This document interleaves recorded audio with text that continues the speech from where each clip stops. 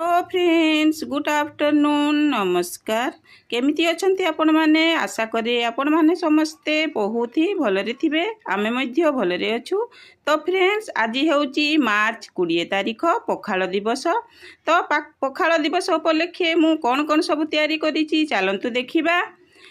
तो फ्रेंड्स पखाल दिवस माने तो प्रथमे पखाल तापरे एठी देखंतु आलू पितालू पोई डांग देकी कखारी माने घांट करिछि। एठी छुई भजा एठी काकुड़ी प्याज काटिकी रखिछि। एठी देखंतु बड़ी छोड़ा हेकी अछि आलू चिप्स करिछि कदली चिप्स करिछि बैगण छणा करिछि। एठी भेंडी भजा आलू कुंदरी भजा कलरा भजा आ एठी देखंतु साग भजा करिछि।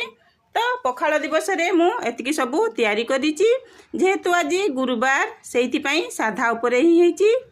तो फ्रेंड्स आज पखाल दिवस रे आपण माने कोन कोन सब तैयारी करिसंती कमेंट माध्यम रे जणैबे। तो मु आज एतिकी सारा जिंस तैयारी करिछि पखाल दिवस उपलक्षे। आउ मते साधा ही के बहुत भल लागे तो मते साधा उपरे खाइबा पई मध्ये भल लागे।